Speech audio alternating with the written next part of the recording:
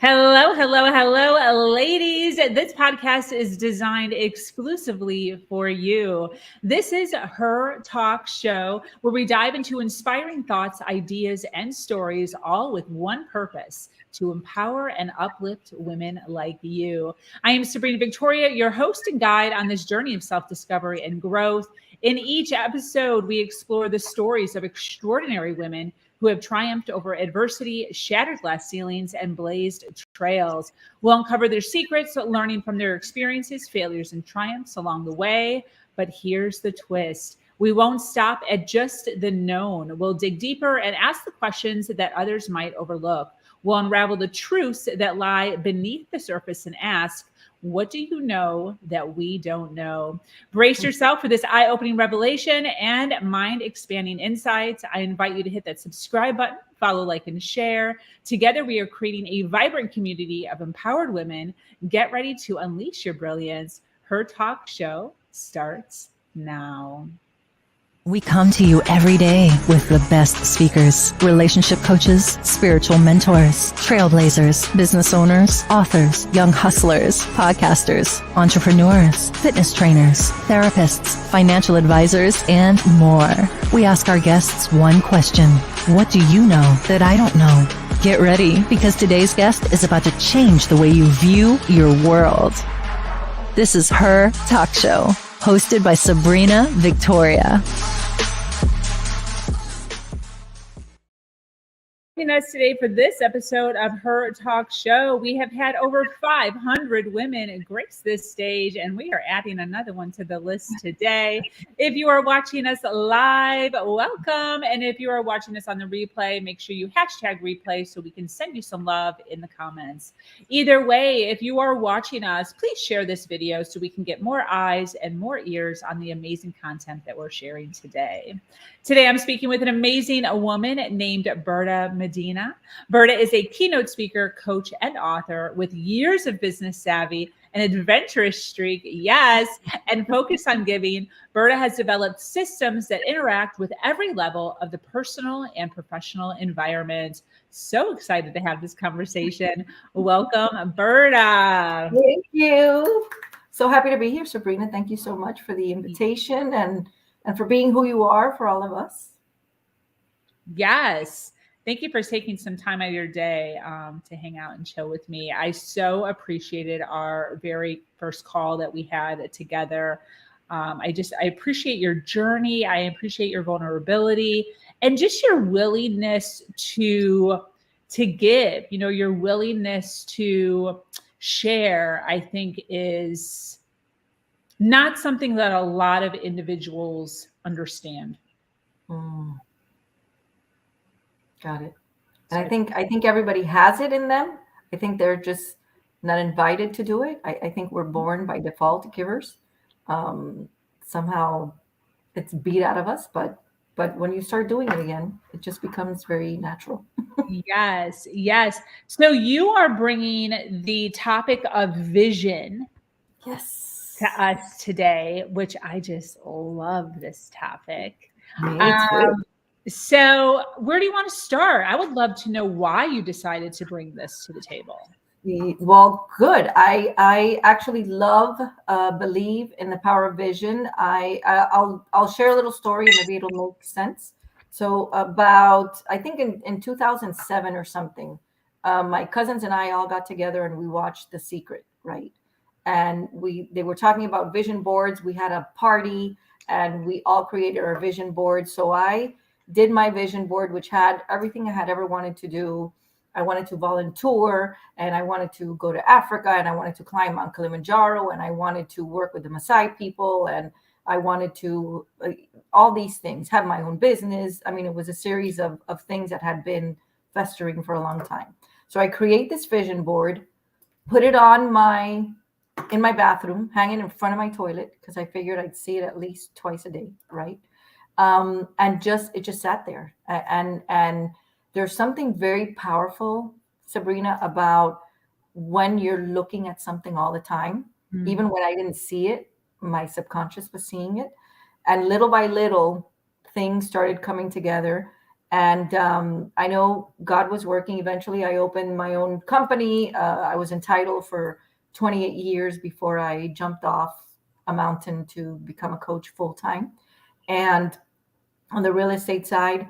And things just were happening. I was just working and moving and working and moving, not so much being intentional about the vision, but doing what I knew that I had to do.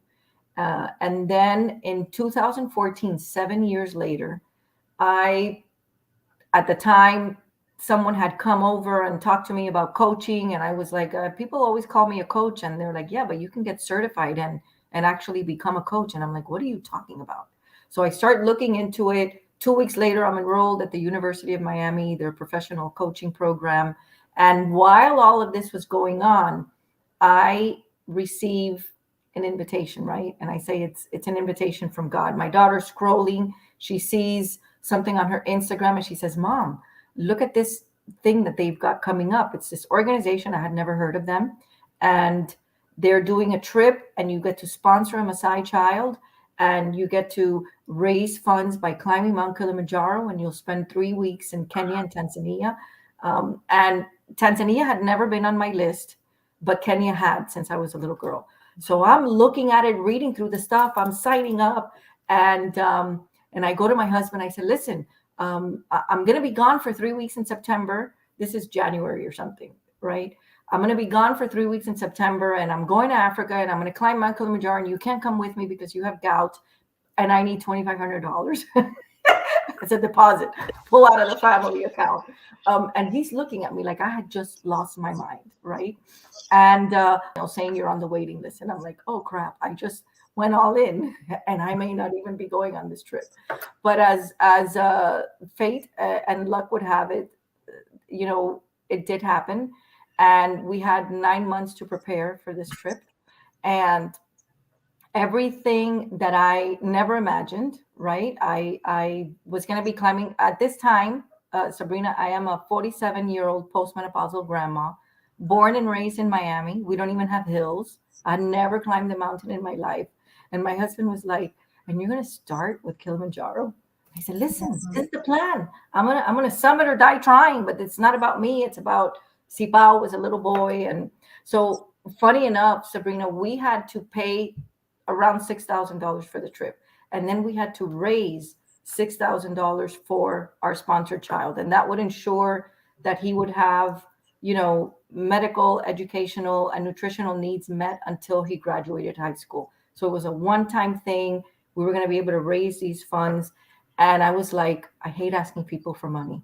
And I was like, I am not fundraising. I'm going to just pay the $6,000 and pay the $6,000. And when I got his bio, I said, you know what? I need to invite people to be a part of this if they can. And everything just started to fall into place, Sabrina, in a way that, like I said, I could have had nothing to do with, because I was just not that super powerful. Mm-hmm. And it did begin to happen. And by September, when I went on this trip, everything had been done. I had raised over and above what I needed, and I was sending it to other climbers. There were 23 of us on this climb. I was in the middle of, coaching school, and, every day we spent 7 days on the mountain, sleeping in tents with no showers, right? I'm a germaphobe. That was very uncomfortable for me. So I remember that everybody knew I was in coaching school, and these are all people I had never met before. And they would say, can I walk with you today because I'm having so-and-so issue? And I was like, I need the practice. Let's go, whatever. And I realized, Sabrina, that when people are in high adrenaline mode, lack of oxygen, you're in nature, you're distracted, they're much more open. So I come back from this trip. I asked my mentor coach, does adventure coaching exist? She said, what do you care? It does now. So the point of that was that I came back from that trip and I did an experience board with my pictures that I took that matched almost exactly, except for a Jaguar XJ that I had on the board that I had nothing to do with this trip. and it was almost the exact pictures. Volunteer, Kenya, Tanzania. And what's really interesting, Sabrina, is that I had just cut out the word Tanzania from a magazine because I knew that I could get into Kili either through Tanzania or through Kenya. Okay. But Tanzania was this big and Kenya was this big. I remember Kenya was my dream ever since I was a little girl. So of those 3 weeks, I spent 2 weeks in Tanzania and 1 week in Kenya. Fell in love with Tanzania. But I'm just very, very careful now with what I envision because that's what's going to happen. In fact, that jag that I mentioned that I had there, I always wanted a blue jag, but I couldn't find a picture of a blue jag in a magazine. So I put a picture of a gold, silver, whatever. And the car that's sitting out in my driveway is the one that I had on my vision board, not the one that I wanted. And ever since then, I retired that vision board, created another one. And I say, Sabrina, there's not a vision board that we can't bring to life. We just have to have the vision. We have to Absolutely. Why do you think it works? I think that it works if it's genuinely what you want, because you have the accountability to yourself that's already on the board. Okay. And I believe, and I'm big on accountability, as you know, my focus is vision and accountability. That when we put it out there, we owe it to ourselves to do something about it. And I think that's why a lot of people, and I'm that weirdo at Starbucks, Sabrina, that will be talking to someone and will say, okay, what's your dream? Somebody I just met, and they look at me like with the deer in the headlights look. Sometimes. Other times they get excited about it. But most of the time they'll say, no one's ever asked me that before. And we're just not dreaming. We're not daring to have vision for ourselves. So I think it works because once you dare to go there, now you have to do something about it. I like how you're making it public, I like how you're saying we owe it to ourselves. Mm-hmm. Why do you think that? Because we do, and I didn't grow up in a way that I wouldn't trade my childhood for anything in the world, but I didn't grow up in a way that I should be thinking like this, or I should have been thinking like this in my 40s. And I'll tell you what happened to me, Sabrina. I was very, born and raised in Miami, Cuban Catholic. We're raised on guilt and café con leche. Okay. So we are just, it's you go through the motions. You go to school, you study, you go to college, you get married, you have kids, you play the wife role, even though you're working and doing everything, and built my business, and raised my kids, and I have the coolest kids on the planet, right? I know every mom says that. And at 46 years old, I was looking in the mirror one day and I didn't even recognize the woman looking back. Wow. And I thought, oh my goodness, what is going on here? And I was like, listen, if you don't do something about it, at the time I had been married 26 years. I had built a successful company. I had raised our children. We had raised our children. And we were caring for my mom and my mother-in-law. They both lived with us. So I was like dyeing my hair every 3 days. But it was just one of those moments where God, the universe, whatever you want to call it, for me, it was God just slapped me in the face and said, when are you going to wake up? When are you going to do you? And I didn't know how to do me. So I had to discover how to do me. And I think that first trip, the mission trip and doing something that I always wanted to do and daring to make the ask, right? Not for permission, but I would ask for forgiveness later, was a huge step. And then it was just, my now ex-husband describes it as, then she just got scary. Because I went from being this, I'm going to do everything and I'm going to be submissive and I'm going to do what needs to be done and I'm going to take care of the family, to, okay, now I'm done. Now what do I do? And again, never from a selfish perspective, but from a very self-full perspective, which I had never given myself permission for. How old was your youngest child when that epiphany hit you?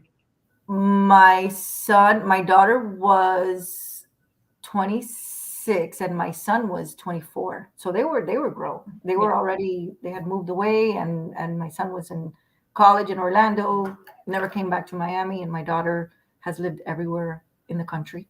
And she's my little fun adventure hippie. My son is super creative and Mr. Integrity, but they were grown. I knew that I had that I was done. I don't think that would have happened if my children were still young. I can say that honestly. I want to delve into, because I know, first of all, there's a ton of people watching live. Thank you so much for being here, for hanging out with us. Those watching on the replay, make sure you hashtag replay wherever you're at, so we can drop some love in the comments to you. But I know that there are individuals that are watching right now who are totally resonating with this. Mm-hmm. They're at that spot where they're like, yeah, I don't recognize myself in the mirror. I have lost my oomph. Mm-hmm. And there's a difference between a person who has that feeling, takes action, and a person who has that feeling and does not take action. Mm-hmm. Why do you think you decided to take action? I think what happened with me, Sabrina, is that I knew what I wanted it to look like. I just hadn't dared to do anything about it before. So I'll give you an example. When we were on the mountain, each of us had a picture of our child. Each climber had their own child. So we had a picture of our child on our backpack, so that whoever was walking behind you could see and remember, because it was brutal. And it wasn't brutal for most people probably, but I was not in shape. I realized day one, what am I doing here? I am in the category of probably will not summit. Okay. I had a conversation with my family and I said, listen, if I die on that mountain, because I'm going to summit or I'm going to die, leave me there, because either way, I want my ashes spread in Africa. So I'm good. Just let me rot, and I'm good. But I realized on day one that I was ill prepared with as much as I thought I had trained. Yeah. But the only thing that kept me very, very focused was that I made a promise to Sipao that I was going to summit for him. And listen, the money had already been raised. It was not a big deal. And that's why I love the accountability of our friends, our tribes, social media even, because I had been putting out there for 9 months that I was going to do this. And I was determined not to come back and have to say, you know what, I'm going to have to go back, because I couldn't summit. And I really had no problem. And what's interesting, Sabrina, is that they have this phrase called pole pole, and it means you go real slow. If you go slow and steady, you will reach the summit, whether you are in shape. And our lead guide told us, your ability to summit is going to be based on 10% aptitude and 90% attitude. Wow. If you're thinking it's not going to happen, trust me, it's not going to happen. You might as well not even leave. So I was very determined. And as the days progressed, what I would do is, we would leave as a group, and then you would have a front group, a middle group, and a back group. And whoever was walking all the way in the back, that's who I would walk with that day. I wanted to go slow. I wasn't there to prove anything other than my not dying. And by day 5, 4.5, 5, I actually caught like a second wind. And all I kept seeing was the clarity of that vision, the clarity of my granddaughter, who was 2.5 at the time. And right before I left, they had just brought out the remake, the 3D version of The Lion King. So we're watching it, and she would run up to the TV and she would say, Mima. She would point to the tippity top at the beginning, the opening scene where the clouds break and you see Tilly. And she would say, Mima, that's where you're going, right? And I'm like, how can I come back and tell my granddaughter, listen, girl, I didn't make it. Oh, So I think the difference, Sabrina, it's a great question, is that you have to have the clarity on what you want. Nothing is going to make you take action like what you want. I see you, Sabrina, and we've only met, a short time ago. And again, the blessing of that first conversation, but I see how much you work and I see how much you enjoy what you're doing, but I know that you're very clear on your vision. You're very clear on what you want. And you said it from the beginning, and I get goosebumps when we're talking about it, because when I hung up with you, I called my daughter and I said, I just met the coolest woman on the planet, because she is so clear and there was no hesitation. This is what I want. This is what I'm going to do. This is what I'm looking to accomplish, because I know that the women need this. So that clarity. yeah. And I'll tell you what, when people don't take action, it's because they don't have the clarity they have the vision. They just haven't uncovered it. It's buried in years of limiting beliefs and doubts and fears and things that we hear from our parents, from our spouses, from society, from everyone. And at one point we have to put on our big girl pants and we have to say, you know what, I'm going to go and I'm going to dig and I'm going to figure this out. And when you find it, listen, women are very powerful. Yeah. And when you find it, you're done. It's like watch out world. Yeah. But you got to look for it. It's not going to come knocking at your door. Yes. Thank you for all of that. I so appreciate you saying that. A lot of this is making me think of, I know that you talk a lot on behavior and how it's contagious. Mm-hmm. And I think that this is just so much aligned with that, as far as who are you surrounding yourself with? Like you said in the very beginning, the story that you told, which I love stories so much because it just really helps us visualize.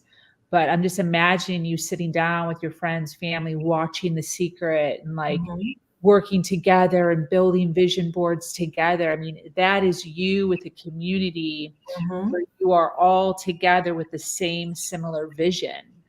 Right. I mean, I know your thoughts, but can you speak more on that as far as the way that we view the world, our behavior, and how there's a ripple effect? Yeah, absolutely. And that's another thing, Sabrina, that we have to be very careful about. And I don't mean careful from a fear perspective. I mean careful from an intentional perspective. And I remember growing up, and we probably all heard it, tell me who you hang around with and I'll tell you who you are. And we used to blow that off. And, now at almost 56, I realize how true that is, because it is contagious. So when 9 of the single cousins that were still single, all of us got married in 1987. It was a very expensive year for our family. So we're all getting married, having kids at the same time. We're building our careers more or less the same, buying the same type of house. We all had an Astro van or Aerostar, whatever the van was, as we were growing our families. So there was no one out here saying, hey, there's more. Hey, there's more, because you're in the circle, not a bad circle. I don't mean it in a bad way, but you're in your circle and you're looking around and you're saying like, hey, I'm not doing so bad. Like Jim Rohn says, you're the average of the 5 people that you spend most of your time with. Yeah. And the first time I heard that, I almost fell out of my chair. I was like, I am in trouble. And I didn't mean it, again, not in a bad way, but I knew that I was destined for more and I wasn't going to get there if I stayed in my circle. And then, of course, it's the judgment and the who does she think she is and what do you think about this, and you start losing certain people. Yeah. It's like I say, I take them off my worry list, but they're never going to be off my prayer list, right? Oh. Because you don't stop loving them, you just have to do it from a distance sometimes, and it's okay, because they'll circle back or come back, whatever. They're always going to be, like I said, in my prayer list. But but we have to have the courage to venture out, to seek out the people that are where we want to be and where we want to go, and especially from a mindset perspective. If I look around at my tribe now, um, there's so much like-mindedness. There's this beautiful gold thread that connects all of us. For my tribe, I think a lot of it is generosity, right? I don't do well with takers. Okay. I play really well with the givers. Yeah. And yes, giving and receiving are two sides of the same coin, but taking is different. And I had a lot of takers around me for a long time, and that's okay. I learned a lot, and it was necessary. And these are people, like I said, that I love, but I know my people now. So we really need to be careful. Behavior is contagious. Attitudes are contagious, and we need to be mindful of that. And we need to take responsibility for ourselves enough that we are surrounding ourselves with the right people. And I don't think a lot of people are paying attention to that. You're having fun on the weekend, right? Nothing wrong with that. I love having fun, and I have fun all the time. I don't just have fun on the weekends, right? Because I'm with my people that fill me and that feed my soul and that will call me out of my shit when they need to call me out of my shit.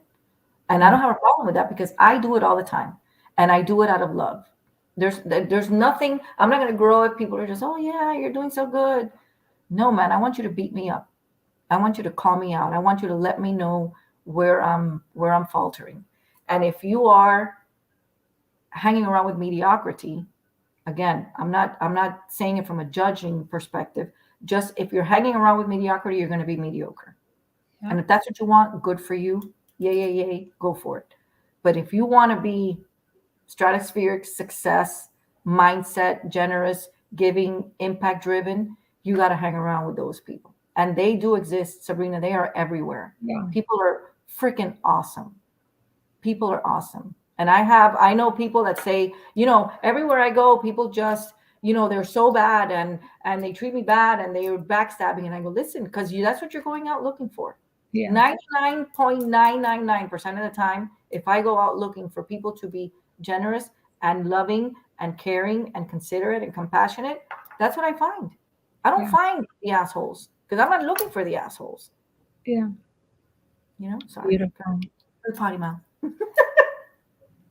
Quite all right. How does somebody find clarity? You've talked a little bit on, you have to get clear. How does somebody even go about getting clear? Like, what are the steps that they should be taking to get to that vision? I love that question. So I have I wrote a workbook after I wrote my book in 2018. It's called The Why is the Way. So I wanted to do a workbook so that there was something tangible about how you could put that into play, how you can start, doing that. And I'm happy to share it with you, and you can share it with your tribe. I have it in an ebook version that you can share it. But what's interesting, Sabrina, is that I used to do these workshops when I started coaching and speaking. And I would ask, and I would do them in South Florida, and I would ask people to write their obituary, right? Because if you know what you want it to sound like at the end, you can sort of reverse engineer. But I don't know if you know this, Hispanics are very superstitious. They're not just a little superstitious, they're really superstitious. So they believe that if they don't talk about death, it's never going to come. So you say the word obituary and nobody wanted to play. Like nobody wanted to play. So I decided, listen, instead of doing an obituary, let's do a centenarian speech. Okay, what is the speech they're gonna say about you at your 100th birthday celebration? Very different tone, right? Yeah. So people ask me, well, what does this mean? I said, listen, you're sitting in the audience and someone is delivering a speech about you at 100. What does your life look like? What have you done? What have you accomplished? Who have you served? Who have you helped? How have you made an impact to change the world? All of that stuff. And what I caution people, especially women, is you got to leave modesty and humility out of the equation when you're writing that speech. Ooh. Because we suck at that. Yes. And you have to leave modesty and humility out of the equation. So what I tell them is just get into a space and make sure that you're giving yourself the space and the grace to just give yourself some time to start writing. Hardest thing is the first sentence. Once you have that first sentence, you're going to go. So I started doing this at these workshops, and I would make the people read them. They didn't know I was going to do it. And let me tell you, the most beautiful tears I have ever shed or seen people shed have been sharing their centenarian speeches, because that was the first time probably ever, or at least in a long time since they were children, that they actually allowed themselves to dream. Wow. And since it was an exercise, part of the workshop, they felt they had to participate. Wow. And some really beautiful friendships that I'm very, very blessed with, came out of some of those workshops, and some of the enlightenment that came out for people based just on a centenarian speech. And I say, some of the best friends that I have right now are people that I've met on missions. I made a commitment that I was going to go back to Kenya every 2 years to see Sipao. He was 5 when I sponsored him. Now he'll be 14 in August. And I've been back every couple of years to see him, because I want him to know that he's important. I have 18 other children that I sponsor around the world, my family and I, and I want to make sure that the children know that I exist. So I'm very intentional about doing mission trips. I love bringing people to experience it for the first time. And speaking about tribe, the friendships are very easy to make when I'm mission tripping, because there's so much alignment. These people are dedicated to generosity and compassion. And so I only mentioned that because I knew what I wanted it to look like later. I want to know how my granddaughter is going to be bragging about me to her friends. Wow. So I have to do what I know I want to do, so that she's saying what I want to come out of her mouth. Not for me, not for ego, but just for her to be proud, and for her to have a different bar or a different summit for her to stand on and go to the next summit. Same for my kids. Again, not about ego, but what does it look like? What is my granddaughter? What are her children going to be saying about me when I'm 100? Yeah. And I plan to live to be 100. If I die today, I go happy, Sabrina, I promise, because I have lived enough for 2 lifetimes. Yeah. But I still plan to live to be 100. Yes. That's great. So I want to ask, thank you so much for all of this. I so appreciate you and your storytelling. Absolutely beautiful. Thank you for your insight on so much of this. For those that are watching live, they're resonating obviously with what you're saying. They're here, they're listening intently. Can you share with us exactly what you do? And who should be reaching out to you? Who do you help? Well, I love working with people that are impact driven.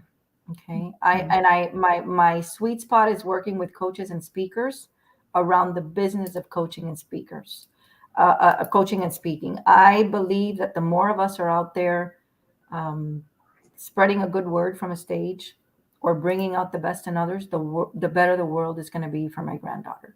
So I am very committed to making sure that once you make that decision to become a coach, and like I did, I came back from that mission trip, completely retired from title after 28 years, and began coaching from there full time, because I knew that I wanted to spend my time helping children around the world, and I couldn't do it stuck in an office 16 hours a day, no matter how much I loved it, because I loved what I did. Yeah. And I knew that coaching was going to not only provide the resources, but the flexibility and the time. So that was one of the things. And I know that when someone has the heart for coaching, genuinely heart for coaching, I want them to be able to succeed in their business so that they don't have to go back to doing whatever they hated before. Okay. So I think we all need to be living in a vibration of what we love. And impact driven, bottom line. I do mission trips all the time. I love bringing people and exposing them to what is available out there for us to leave a lasting legacy. And we have a lot of fun. You know, I do my coaching is all focused around adventure. So at some point we're going to be jumping out of a plane or climbing a mountain or somewhere in Africa. Chances are. That's so freaking fun. So fun. So fun. Wow. Where can people find you if they want to follow you? Where do you hang out on social media? I am on Facebook, and LinkedIn is huge for me. Berta Medina Garcia, I think I'm on LinkedIn. But bertamedina.com, you can find that's my website, and you can find all the links to all the social media platforms there. And I'm just easy. You can call me. You can pick up the phone and just give me a call. My number is 305-562-2085. I'm very public about it because my phone exists to help people, and that's why it's there. And sometimes, I've had so many conversations with people that will call and I say, listen, you needed a conversation. You don't need coaching. You just needed someone to listen. And sometimes I'll invest 9 hours or something in an intro until they can see it. It's not that I don't want to coach them. It's that sometimes they just need they need to deplug whatever's keeping them stuck. And it's simple.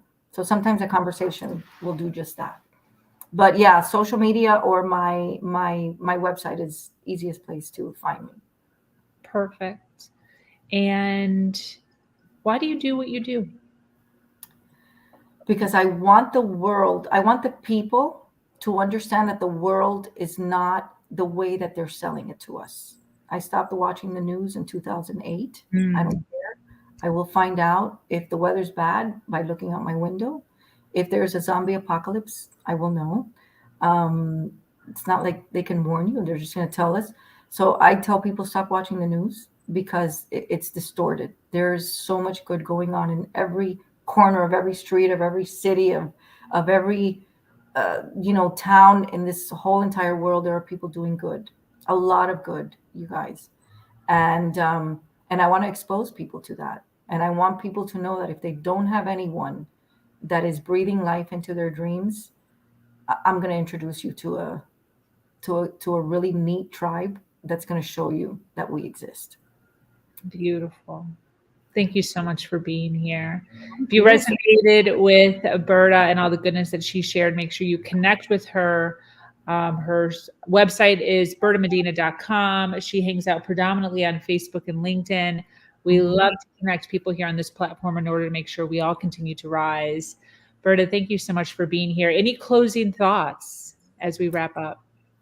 I am so grateful for you, Sabrina. I know that probably everyone in her nation would say the same thing. And I think the only thing that I would say is that for those of you who know Sabrina,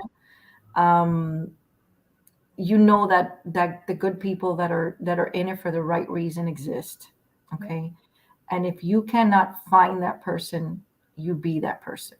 Ooh. But we're all here to just make each other better and uplift and encourage, and I love that. I love that about you and about what you're doing, and that's why I resonate so much with you. Yeah. So thank you. Yes, thank you. I appreciate it. That brings us to the end of another incredible episode of Her Talk Show. I want to extend my heartfelt gratitude to our amazing guest speaker, Berta Medina, for sharing her wisdom and inspiring us all. To each and every one of you, our dedicated listeners, thank you for staying with us until the very end. Your support and engagement means the world to us. Remember to follow, like, and share this podcast with your fellow trailblazers. Join me again in our next episode for more captivating stories, enlightening thoughts, and empowered ideas to fuel your journey toward becoming the best version of yourself. Together, let's strive to be better, do better, and human better than we did yesterday. Once again, I'm your host, Sabrina Victoria, and I invite you to join our amazing community, Her Nation, where we continue these transformative conversations and uplift each other every step of the way. Until next time, as always,